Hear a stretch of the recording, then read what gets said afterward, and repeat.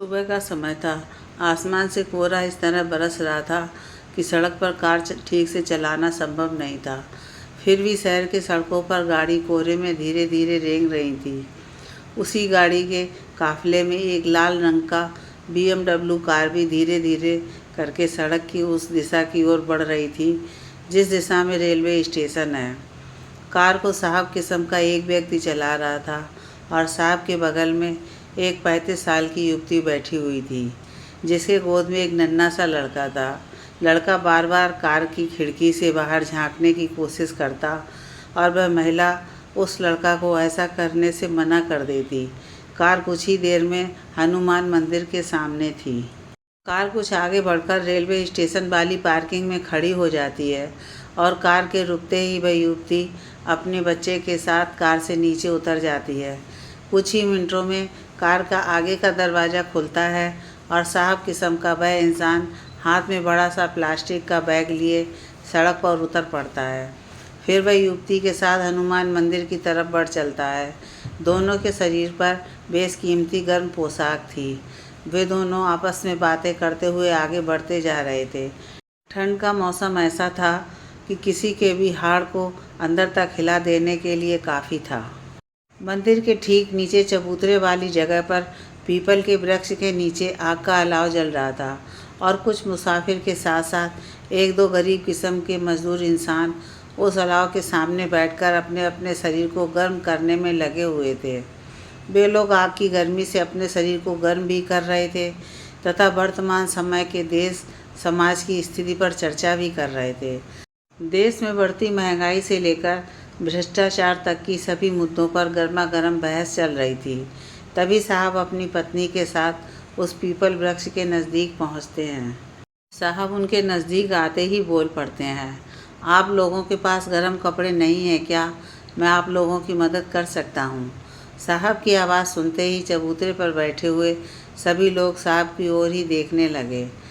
सामने एक 5 foot 7 inch का गोरा आदमी, शरीर से कुछ मोटा, भारी कोट कमीज पहने हुए इन सभी की ओर मुस्कुराहट भरी नज़रों से देखे जा रहा था तथा उसके साथ में एक स्त्री भी थी जो देखने में किसी नेपाली युवती की तरह दिखाई दे रही थी। क्या किसी को चाहिए तो बोलो, साहब की आवाज़ चबूतरे पर बैठे सभी लोगों के कानों में पुनः गूंज उठी थी। तभी एक 40 साल का फटेहाल अवस्था में बैठा हुआ आदमी बोल पड़ा, नहीं सर, हम लोग तो मुसाफिर हैं। इस समय स्टेशन के बाहर बहुत से भिखारी सो रहे होंगे, उन्हें दे दीजिएगा तो पुण्य भी मिलेगा, और तुम्हें देंगे तो क्या पाप मिलेगा? साहब ने अजीब नज़रों से घूरते हुए उस मुसाफिर से सवाल किया। इस पर वह मुसाफिर कुछ भी नहीं बोला, परंतु साहब के साथ में खड़ी स्त्री बोल पड़ी, भैया बुरा ना माने तो आप लोग ले लीजिए, सभी के सभी नए हैं, कल फिर आएंगे तो भिखारियों को भी कंबल दे देंगे। स्त्री को इतना बोलना था कि एक आदमी को छोड़कर अन्य 4 लोग चबूतरे पर से उठ खड़े हुए और युवती आगे बढ़कर सभी को हाथ में गर्म कपड़ा का एक एक पैकेट रखने लगी। सभी को गर्म कपड़े देने के बाद वह युवती उस आदमी के पास आई जो चबूतरे पर से उठकर नहीं गया था और आते ही बड़े प्रेम से बोली, भैया आप भी ले लो। जिस आदमी से वह युवती याचना कर रही थी गर्म कपड़े ले लेने के लिए, वह आदमी अपना पूरा शरीर को कंबल से ढक रखा था। उसके चेहरे पर बड़ी बड़ी दाढ़ी मूछें थीं, उसकी आंख पर चश्मा चढ़ा हुआ था तथा सिर पर बड़े बड़े बाल बहुत ही अस्त व्यस्त अवस्था में दिखाई दे रहे थे। अगर आप देना ही चाहते हो तो, बोलते बोलते वह आदमी रुक सा गया था। तब वह युवती बोल पड़ी, हाँ हाँ ये लीजिए, अजी इधर लाइए तो बैग। उसने साहब की ओर मुखातिब होते हुए बोल पड़ी। कुछ ही सेकंड में साहब युवती के पास प्लास्टिक का थैला पकड़े हुए खड़ा था। हाँ ये लीजिए। थैले से एक गर्म कपड़े का पैकेट को अपने हाथ से निकालती हुई युवती बोली, परंतु वह आदमी कपड़े का पैकेट लेने से इनकार करते हुए बोल पड़ा, सॉरी मैम साहब, मतलब यह है मैम साहब कि मुझे गर्म कपड़े नहीं चाहिए, क्योंकि मैं किसी का दान में दिया हुआ वस्तु नहीं लेता। अगर मुझे देना ही है तो कहीं पर नौकरी दिलवा दो। उस आदमी को इतना बोलना था कि कहाँ तक पढ़ाई किए हो? साहब ने कुछ अकड़ के साथ उस आदमी से बोला, जी बस ऐसे ही कुछ पढ़ना लिखना जानता हूँ और ज़्यादा कुछ नहीं। तेरा नाम क्या है? रंजन। पूरा नाम क्या है भैया? साहब कुछ बोलता उससे पहले ही मेम साहब बोल पड़े, बस यही मेरा नाम है, रंजन, रंजन शर्मा। रंजन शर्मा? लगता है कि यह नाम कुछ जाना पहचाना सा लगता है। नहीं नहीं, वह नहीं हो सकते। सोचते हुए मैम साहब कुछ और आगे बोलती उससे पहले ही साहब बोल पड़े, मेरे पास कोई काम धाम नहीं है। उसके बाद मैम साहिबा की ओर देखते हुए बोले, चलो यहाँ से मंदिर में भी तो चलना है, फिर लंबी लाइन लग जाएगी। रुकिएगा 1 मिनट। इतना बोलकर मैम साहिबा उस आदमी से बोल पड़ी, हाँ हाँ है काम, घर में एक नौकर की आवश्यकता तो हमेशा रहती है। इतना बोलकर वो अपनी जैकेट से कलम निकाली और एक छोटी सी कागज़ की पुड़िया पर एक पता लिखकर दे दिया और देने के बाद बोल पड़ी, पैसे हैं? जी हाँ मेम साहब, कुछ पैसे हैं। ठीक है, तो मैं अभी तो मंदिर जा रही हूँ, लेकिन आप 1-2 घंटे में आ जाना, ओके? जी शुक्रिया मेम साहब, हाथ जोड़ते हुए रंजन बोल पड़ा था। इतना बोलकर वह स्त्री साहब के साथ अपने बच्चे को गोद में उठाए हुए मंदिर की तरफ बढ़ चली। उसका मन कुछ भारी सा होने लगा था। वह मंदिर के द्वार पर पहुंचते ही साहब से बोल पड़ी, जानते हो राकेश, घर में हमेशा एक नौकर की आवश्यकता रहती है। तो क्या हम ऐसे ही राह चलते किसी को भी अपने घर में रख लेंगे? जिस मनुष्य को पहनने के लिए बर्तन कपड़े नहीं हैं और ना ही सिर छुपाने के लिए कोई छत, वह इंसान हमारे साथ क्या गलत करेगा राकेश? और ऐसे भी आप तो कभी किसी पर भरोसा ही नहीं करते। ज़िंदगी जीने के लिए हमें किसी न किसी पर भरोसा करना ही होगा। पिछले सप्ताह मैम साहिबा आगे अपनी बात पूरा करती उससे पहले ही राकेश बोल पड़ा, उस ड्राइवर को जाना ज़रूरी था, कभी वक्त पर वह गाड़ी लेकर ऑफिस नहीं आया। चलो अभी अब यहाँ से मंदिर के अंदर भी चलना है हमें। और ऐसे भी देखो राधिका, ये दुनिया जो है ना। ठीक है, चलिए यहाँ से, अब आपकी भाषण मुझे नहीं सुनने। इतना बोलकर दोनों मंदिर के अंदर की तरफ बढ़ चले। मंदिर के अंदर जाने के लिए जहाँ पर पंडित जी रसीद काट रहे थे, वहाँ पर जैसे ही दोनों पहुँचे, वैसे ही पंडित जी ने दोनों से अपना अपना नाम और रहने का स्थान पूछना शुरू किए। पंडित जी पूछते हैं, नाम? मेरा नाम राकेश अग्रवाल और मेरी पत्नी का नाम राधिका अग्रवाल है। बच्चा का नाम? जयंत अग्रवाल। और किसी का नाम जिस नाम से आप पूजा करवाएंगे? हाँ, बड़ी बेटी का नाम समृद्धि अग्रवाल है। राधिका जल्दी जल्दी में बोल पड़ी। क्या वह साथ में आई है? नहीं। ठीक है, 505 होता है हवन कराने का। इतना बोलकर पंडित जी दोनों को मुस्कुराहट भरे अंदाज में देखने लगे और इधर राधिका के मुंह से समृद्धि का नाम सुनकर राकेश अग्रवाल अंदर ही अंदर कुड़ने लगा था। रंजन ठीक समय पर बताए गए पते पर पहुंच गया था। सामने एक 3 मंजिला मकान था जो कुछ साल पहले ही बना था, परंतु अभी ऊपर का फ्लोर अंडर कंस्ट्रक्शन में ही था, लेकिन नीचे का 2 फ्लोर अच्छी तरह से बनकर तैयार था। मकान के चारों ओर बड़ा सा हाता बना हुआ था और हाते के अंदर रंग बिरंगे फूल के पौधे सूर्य की किरण के इंतजार में आकाश की ओर देखे जा रहा था। अभी भी कोहरा छटा नहीं था। मकान के ठीक सामने सड़क पर सीमेंट, कंकड़ और पुराने टूटे फूटे ईंट के टुकड़े बिखरे पड़े थे। कुछ ही दूरी पर एक खाली पड़े ज़मीन पर अगल बगल की नाली के पानी आकर अच्छा खासा पोखर का निर्माण कर दिए थे और उसमें रह रहकर मेढक तैरते हुए दिखाई दे रहे थे। रंजन मुख्य द्वार पर कुछ मिनटों तक इंतजार करने के बाद डोरबेल की लगी स्विच पर थरथराती दाएं हाथ की उंगली से दबाया। 1 बार, 2 बार, 3 बार दबाने के बाद रंजन इधर उधर असंतोष भरी नज़रों से देखने लगा और सोचने लगा, शायद ये लोग बुलाकर काम देने से मना ना कर दें। तभी अंदर का मुख्य दरवाजे से होते हुए राधिका बाहर की ओर आती दिखाई दी। राधिका चॉकलेटी रंग की ब्लाउज साड़ी में थी। उसके खुले हुए बाल उसके सौंदर्य में 4 चांद लगा रहे थे। वह तेजी से मुख्य द्वार की ओर चली आ रही थी, जिसे देखकर रंजन के चेहरे पर एक दर्द का भाव उभर आया। वह पीछे की ओर मुड़ने ही वाला था कि रुको की आवाज़ रंजन के कानों से टकराई। रंजन अब चाह कर भी आगे नहीं बढ़ सकता था। वह अपने डर और दर्द को छुपाते हुए बोल पड़ा, जी मैम साहिबा। अरे तो आप भागे कहाँ जा रहे थे? राधिका रंजन को गौर से देखते हुए बोल पड़ी। इस पर रंजन सिर्फ अपना सिर झुकाए धरती की ओर देखता रहा। वह कुछ भी नहीं बोला। चलो अंदर चलो। राधिका इतना बोलकर अंदर की ओर मुड़ चली और उसके पीछे पीछे रंजन भी। रंजन अंदर नहीं जाना चाह रहा था। बार बार उसका मन कर रहा था कि वापस लौट जाओ रंजन।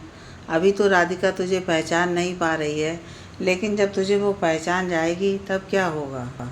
1-2 मिनट के अंदर रंजन मकान के अंदर था, एक बड़ा सा हालनुमा कमरे में। उस कमरा में बेहतरीन ढंग से एक पलंग, 2 कुर्सी, एक टेबल लगाए गए थे। सामने फूलदान में गुलाब के फूल सजाकर रखे गए थे। रंजन फूलदान देखकर मुस्कुरा उठा। आज भी राधिका को गुलाब के फूल अच्छे लगते हैं, और पहले भी। चाय पी लो, बनाए देती हूँ। राधिका कुर्सी पर रंजन को बैठने के लिए इशारा करने के बाद अंदर की ओर चली गई, बोलती हुई, और रंजन बड़े ही उत्सुकतापूर्ण नेत्रों से राधिका के नए मकान को देखने लगा। जिंदगी और किस्मत का कोई भरोसा नहीं होता, कब मोड़ ले ले यह कोई नहीं जानता। राधिका किसी की पत्नी बन गई थी, लेकिन अभी भी वैसी की वैसी ही है। वही हंसी, वही बात करने का अंदाज, वही संस्कार, सब कुछ वैसा का वैसा ही। लेकिन साहब कहीं दिखाई नहीं दे रहे। ओह, शायद ऑफिस गए होंगे। मैंने सिर्फ उनको शादी में देखा था, उसके बाद आज सुबह मैं पहचान नहीं पाया। वरना काम नहीं मांगता, गलती हो गई मुझसे, लेकिन यहाँ से निकलने के लिए कोई बहाना तो चाहिए ना। अच्छा, अब आ ही गया हूँ तो राधिका को जी भर कर कम से कम देख तो लूँ। 15 वर्षों में कितना कुछ बदल गया है ना। राधिका एक ब्लैक बेल्ट हुआ करती थी, कभी भी बॉक्सिंग में किसी को जीतने नहीं देती थी, लेकिन आज वह साहब की पत्नी बनकर चूल्हा चौका संभाल रही है। यह लो। राधिका अपने हाथों में 2 चाय का प्याला थामे सामने खड़ी थी। एक प्याला रंजन की ओर बढ़ाते हुए बोली, चेहरे पर इतनी दाढ़ी मूछ क्यों बढ़ाए हुए हो? इसको साफ करवा लेना। नहीं मैम साहब, ये मन्नत का है। मन्नत? इतना बोलकर राधिका हंस पड़ी। अच्छा था कि चेहरे पर दाढ़ी मूछ थी, जिसके कारण राधिका पहचान नहीं पा रही थी। ऐसे भी 15-16 साल तक कौन किसको याद रखता है, और राधिका भी तो अपनी ज़िंदगी में इतनी व्यस्त है कि मत पूछो। कुछ मिनटों तक दोनों चुपचाप चाय पीते रहे। कहाँ तक पढ़ाई किए हैं आप? जी, बोला था ना। ठीक है, आप कौन कौन सा काम कर सकते हैं? राधिका ने सवालिया नज़रों से रंजन को देखते हुए कहा। कोई भी काम, बस उसमें ईमानदारी हो।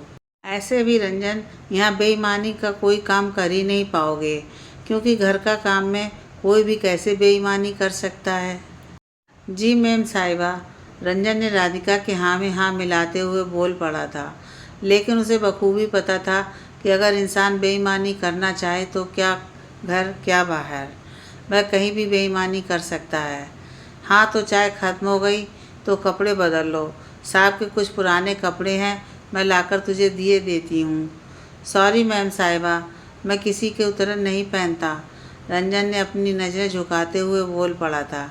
जैसे ही रंजन ये बात बोला कि मैं किसी का उतरन नहीं पहनता, राधिका के दिमाग में कुछ बिजली सी कौन पड़ी। वह एक टक से रंजन को देखने लगी।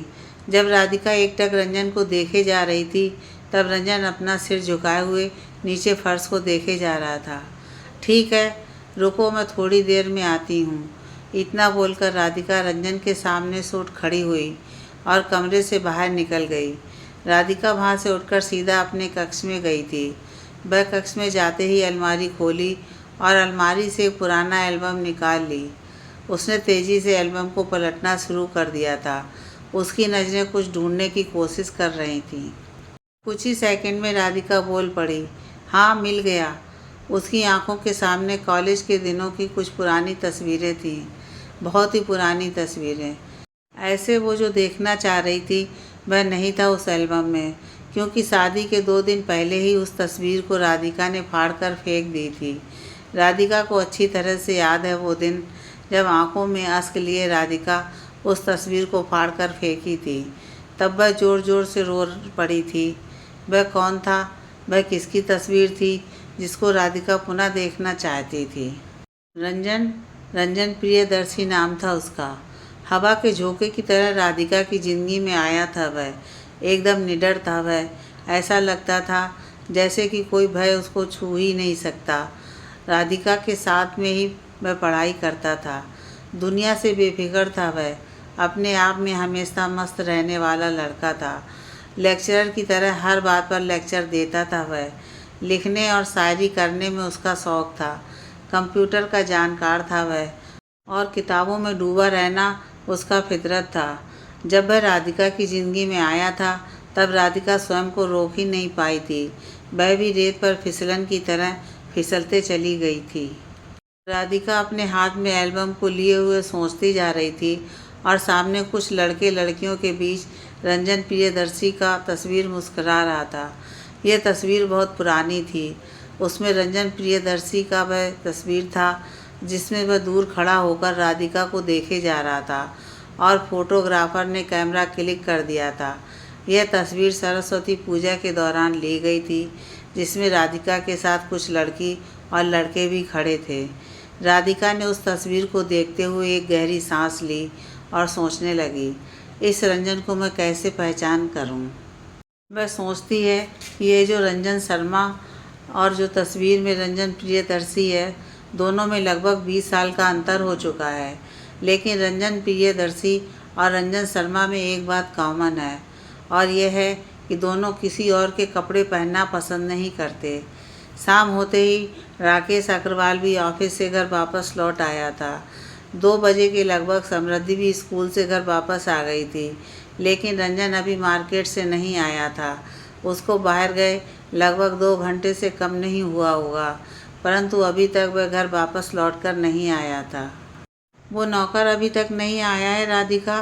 राकेश ने अपने लैपटॉप पर काम करते हुए बोल पड़ा। राकेश सॉफ्टवेयर इंजीनियर है। जब देखो तब वह अपने लैपटॉप से ही चिपका रहता है। लैपटॉप पर काम करते करते उसकी आंखों पर अब चश्मा भी चढ़ चुका है।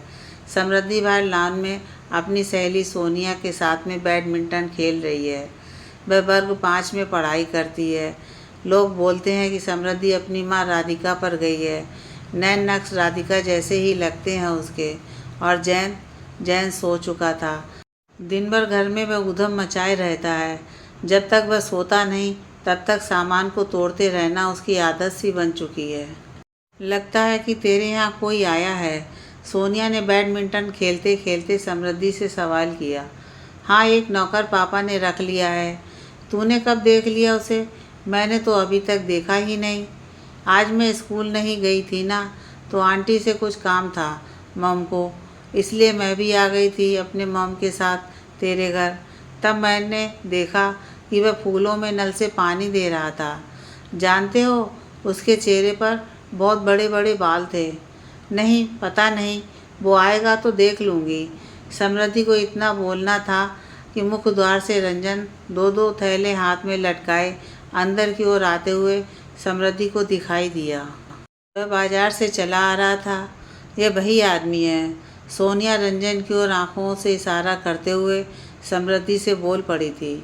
रुको, मैं अभी आती हूँ।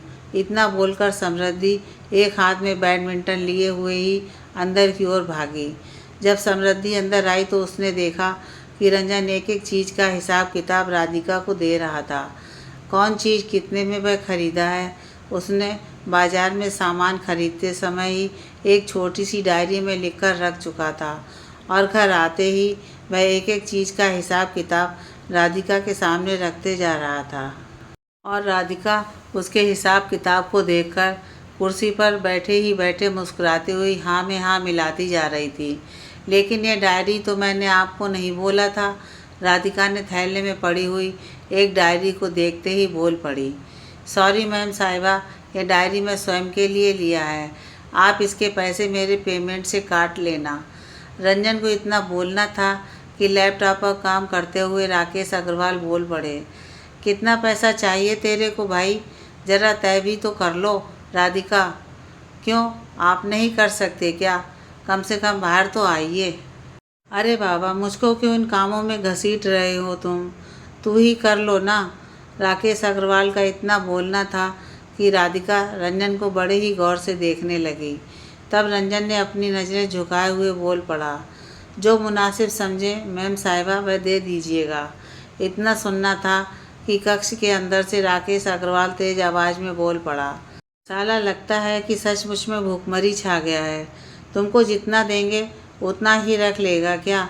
क्या तेरे को कोई परिवार वगैरह है कि नहीं? राकेश अग्रवाल की इस बात पर रंजन चाहता तो जवाब दे सकता था, लेकिन राधिका ने आंखों ही आंखों में कुछ भी ना बोलने के लिए रंजन को इशारा पहले ही कर चुकी थी। पहले काम तो देख लेने दीजिए ना, एक माह कैसे रहता है उसके बाद तय कर देंगे, क्यों रंजन? राधिका की इस बात पर रंजन मुस्कुराहट भरे अंदाज में बोल पड़ा, जी मैम साहिबा, कोई बात नहीं। और इतना बोलकर वह राधिका को एक अलग ही अंदाज में देखने लगा। जैसे ही रंजन ने अपनी आंखों से भरकर राधिका को देखा, वैसे ही राधिका का दिल एक बार ज़ोर से धड़कना शुरू कर दिया था और राधिका का मन कुछ विचलित सा होने लगा था। राधिका को ऐसा लगा कि इन आंखों में मेरा पूरा का पूरा अतीत छुपा हुआ है। वह स्वयं को नियंत्रित करने के लिए रंजन के सामने से उठकर अपने कमरे की ओर चल पड़ी। उसका मन व्यथित होने लगा था। वह सोच रही थी कि मैं इस इंसान को कैसे पता करूं कि ये जो रंजन शर्मा अपने आप को बतला रहा है, कहीं वो रंजन प्रियदर्शी तो नहीं। अगर ये इंसान रंजन शर्मा निकला तो राधिका के मन में एक साथ कई सवाल जन्म लेने लगे। वह कुछ भी समझ नहीं पा रही थी कि वह क्या करे, परंतु उसका मन बार बार बता रहा था कि यह रंजन प्रियदर्शी ही है। रंजन की आंखों में कुछ दर्द सा था जिसे वह छुपाने की कोशिश कर रहा था, लेकिन जो दर्द रंजन राधिका से छुपाना चाह रहा था, उस दर्द का एहसास राधिका के हृदय की गहराइयों में उतर आया था। इसलिए राधिका को सोचते हुई अपने कमरे से बाहर निकली और समृद्धि को अपने पास बुलाया। समृद्धि, जरा इधर आना तो। समृद्धि रंजन को देखने के कुछ ही मिनटों के बाद बाहर निकल गई थी, क्योंकि उसको बैडमिंटन खेलने थे। वह माँ के आदेश मिलते ही बैडमिंटन खेलना छोड़ भागती हुई अंदर की ओर चली आई। ले, ये अंकल को दे आ। राधिका ने रसोई घर से 2 लड्डू को एक तस्तरी में रखकर लाती हुई बोल पड़ी, और जैसे ही समृद्धि तस्तरी लेकर बाहर की ओर भागी, वह खिड़की से सामने खड़ी होकर बाहर रंजन को देखने लगी।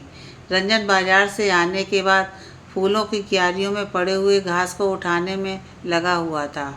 दोपहर में वह जब घास काट रहा था, तब उस समय वह कटे हुए घास को बाहर नहीं फेंका था, वहीं छोड़कर किसी दूसरे काम में लग गया था। अंकल, अंकल, जैसे ही ये आवाज़ रंजन के कानों से टकराई, वैसे ही वह पलटकर देखने लगा। सामने समृद्धि खड़ी थी। थोड़ी देर पहले ही दोनों में परिचय हुआ था।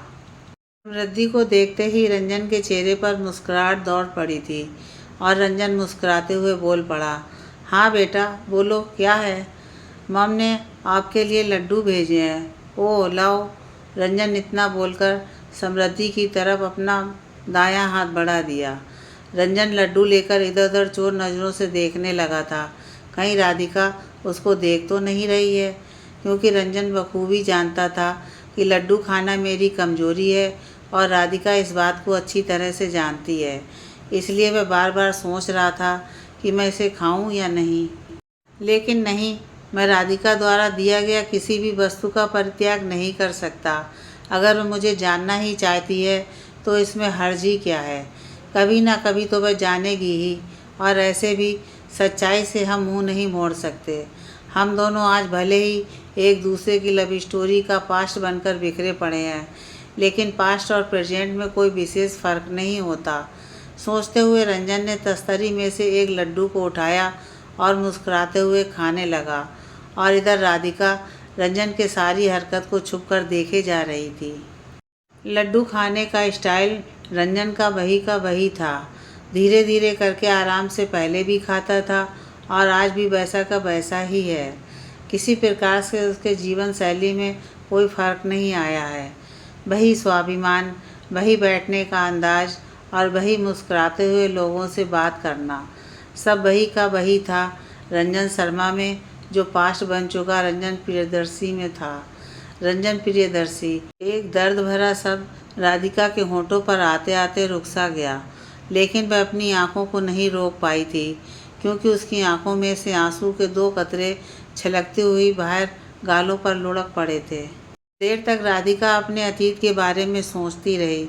रात काफ़ी बीत जाने के बाद भी राधिका को नींद नहीं आ पा रही थी। उसकी नज़रों के सामने से वह हर दृश्य गुजर रही थी जो रंजन प्रियदर्शी के कारण उसकी ज़िंदगी में घटित हुआ था। रंजन प्रियदर्शी को लेकर उसकी माँ से लेकर बहन तक जो आरोप लगाए थे, वो सब उसके मस्तिष्क में एक एक कर बिजली की तरह कौंधते जा रहे थे। राधिका की माँ छिनाल से लेकर रंडी तक को बोला करती थी राधिका को। बहनों की भी वही स्थिति थी। राधिका को अच्छी तरह से याद है उस दिन का। उसको जब भी मासिक धर्म शुरू होती थी तो पेट बहुत दर्द करने लगता था। एक बार उसके पेट में जोर के दर्द के साथ साथ अधिक ब्लीडिंग होना शुरू हुआ तो छोटी बहन ने माँ से बोला था, बेशर्मी की कोई दवा ली होगी। इस बात पर राधिका शौचालय में स्वयं को बंद करके खूब रोई थी। घर का कोई भी सदस्य सही से बातचीत तक नहीं करते थे। कॉलेज तक जाने पर पाबंदी लगा दी गई थी। हर पल नज़र रखा जाने लगा था राधिका पर। जब सारी बात को पता रंजन को चला कि मेरे कारण राधिका पर जुल्म हो रहे हैं, तब वह बिना किसी को कुछ बताए ही शहर छोड़कर चला गया। रंजन प्रियदर्शी को एकाएक शहर छोड़कर चले जाने से राधिका परेशान सी रहने लगी थी। सच कहा जाए तो वह एक तरह से अवसाद की अवस्था में पहुंच गई थी। राधिका कॉलेज से आते वक्त रास्ते पर नज़रें बिछाए देखती रहती थी कि कहीं रंजन प्रियदर्शी दिख जाए, लेकिन नहीं, रंजन प्रियदर्शी कहीं भी राधिका को दिखाई नहीं देता था। रंजन के चले जाने के बाद राधिका की स्थिति और ज़्यादा खराब हो गई थी, लेकिन वह क्या करती। जिंदगी तो किसी न किसी के साथ जीना ही था। 6 महीने के बाद राधिका की शादी राकेश अग्रवाल से कर दी गई। राकेश अग्रवाल सॉफ्टवेयर इंजीनियरिंग का उस समय पढ़ाई कर रहा था। राधिका के पिता ने जब राकेश की तस्वीर दिखाते हुए सवाल किया था कि लड़का पसंद है राधिका, तब राधिका ने अपना सिर हाँ में हिलाते हुए जवाब दिया था। शादी बहुत धूमधाम से राधिका की राकेश अग्रवाल के साथ हो गई थी। तब उसको सुनने में आया था कि शादी में रंजन प्रियदर्शी भी आया था। उस समय राधिका को अपनी बहन की बातों पर यकीन नहीं हो रहा था। तब बहन ने वीडियो रिकॉर्डिंग को टीवी पर चलाकर दिखाई थी। सच में रंजन प्रियदर्शी जयमाला स्टेज से कुछ ही दूरी पर लोगों की भीड़ में खड़ा था। वह उस वीडियो में आसमानी रंग की टी-शर्ट और नीले रंग के जीन्स में था। आंखों पर चश्मा लगाए हुए था। वह स्टेज की ओर देख रहा था शायद वह। उसके बाद फिर वह कहीं भी वीडियो में दिखाई नहीं दिया। वीडियो देखने के बाद राधिका का हृदय एक न खत्म होने वाले दर्द से विचलित होने लगा था। फिर 20 वर्ष बाद राधिका के सामने रंजन शर्मा था, जो देखने में रंजन प्रियदर्शी जैसा तो नहीं लग रहा था, परंतु उसकी कुछ बातें और रंजन शर्मा की कुछ बातें एक जैसी थीं। रंजन शर्मा नीचे स्टोर रूम में सोने चला गया था, क्योंकि राकेश ने वहीं रहने की व्यवस्था कराई थी रंजन शर्मा के लिए। लेकिन अभी भी स्टोर रूम में बल्ब जल रहे थे। रंजन शर्मा एक पुरानी बेकार पड़ चुकी कुर्सी पर बैठकर उपन्यास के लिए एक कहानी लिख रहा था डायरी में। जिंदगी के एक एक पल को शब्दों में उतारते जा रहा था रंजन शर्मा। उसके शब्दों में उसकी ज़िंदगी का हर एक कोना साफ साफ दिखाई दे रहा था। अपनी कहानी में रंजन शर्मा स्वयं नायक भी बन रहा था तो खलनायक भी स्वयं ही बन रहा था, परंतु नायिका की जगह अभी भी खाली थी। रंजन की सुबह तड़के ही आँख खुल गई थी। वह सुबह उठकर जैसे ही स्टोर रूम से बाहर निकला, सामने राधिका खड़ी थी। राधिका की आंखें बता रही थीं कि शायद वह रात भर सही से सो नहीं पाई थी। मैम साहिबा आप। रंजन को इतना बोलना था कि राधिका रंजन का हाथ पकड़कर खींचते हुए स्टोर रूम के अंदर ले चली। फिर क्या, रंजन कुछ समझ पाता उससे पहले ही राधिका बोल पड़ी, मैं जो सवाल कर रही हूँ तो उसको सही सही जवाब देना। तेरा असली नाम रंजन प्रियदर्शी है ना? राधिका के इस सवाल पर रंजन कुछ भी नहीं बोला। वह चुपचाप राधिका को देखने में लगा रहा, परंतु राधिका कहाँ को शांत रहने वाली थी। उसने भेड़िए की मानिंद आंख दिखाते हुए रंजन से पुनः बोल पड़ी। रात में तू सो रहा था तब मैंने तेरी डायरी आकर पढ़ी थी। मैं इतनी तो बेवकूफ़ हो ही नहीं सकती कि 20 वर्षों में रंजन प्रियदर्शी का हैंड राइटिंग भूल जाऊंगी। अब रंजन को लगा कि सच्चाई छुपाकर रखने में कोई फ़ायदा नहीं, इसलिए राधिका से अपना हाथ छुड़ाते हुए वह बोल पड़ा, हाँ राधिका, तुम सही हो, मैं ही रंजन प्रियदर्शी हूँ। तो तुमने सच्चाई को क्यों छुपाया? नौकरी के लिए। नौकरी? एक तो तुम 20 वर्षों के बाद मेरे सामने आए हो और दूसरे झूठ बोल रहे हो। तुम्हारी ज़िंदगी से जाने के बाद मेरी ज़िंदगी सही ही कब रही? मेरी पढ़ाई छूट गई थी। किसी प्रकार कॉलेज की पढ़ाई कंप्लीट तो कर ली, लेकिन जीवन में जो सफलता मुझको चाहिए थी वह तो कब को ही ख़त्म कर चुका था। मैं उस परिंदे की तरह था राधिका, जिसका एक पंख तो था लेकिन दूसरा पंख दर्द से तड़प रहा था, और मैं नहीं चाहता था कि मेरी ज़िंदगी का दूसरा भाग तड़पता रहे। इसीलिए तुमने उस पंख को त्याग दिया? राधिका ने अपनी आंखों में आते हुए आंसू को रोकते हुए रंजन प्रियदर्शी से सवाल किया। नहीं, मैं तुझे त्याग नहीं किया था, तो मैं मजबूर था राधिका। कैसी मजबूरी थी? अगर मैं तुझे छोड़कर नहीं जाता शहर से तो तेरे ही माता पिता तुझको ख़त्म कर देते, या नहीं तो स्वयं को ख़त्म कर लेते, और मैं ऐसा नहीं होने देना चाहता था। मैं तुम्हें पाने के चक्कर में तेरी वास्तविक दुनिया में आग नहीं लगा सकता था। प्यार तो आज भी है तुझसे मुझे, क्योंकि प्रेम कभी मरता ही नहीं राधिका। लेकिन इसी प्रेम की खातिर तेरा घर परिवार खत्म हो जाता तो मेरी आत्मा ही मुझे कभी माफ़ नहीं कर पाती। मैं स्वयं ही अपनी नज़रों से गिर जाता राधिका। और मैं तो सिर्फ पुत्रन बनकर रह गई ना। मैं तुम्हारी थी रंजन, मेरा मन तुझको धारण किया था और तेरा मन मुझको। जब एक बार कोई वस्त्र को शरीर धारण कर लेता है और धारण करने के बाद उसको उतार देता है, तब उस वस्त्र को उतरन ही कहते हैं ना। ना मैं किसी और को धारण किया हूँ राधिका, और ना ही अपने मन से तुमको उतारा हूँ, क्योंकि मैं आज भी अविवाहित हूँ और हमेशा अविवाहित ही रहूँगा। अब रंजन प्रियदर्शी को इतना बोलना था कि राधिका का हृदय अंदर से फट पड़ा। वह स्वयं को संभालती हुई मगर रंजन के सामने से हटती हुई बोली, मत भाग जाना यहाँ से, और हाँ, अपनी कहानी में जो नायिका का स्थान खाली छोड़ा है ना, उसमें मेरा नाम दे देना। मेरी ज़िंदगी में तो तू नहीं रह पाया, कम से कम मेरी आंखों के सामने तो रहो। इतना बोलकर राधिका स्टोर रूम से बाहर निकल पड़ी, क्योंकि उसको बहुत से काम निपटाने थे।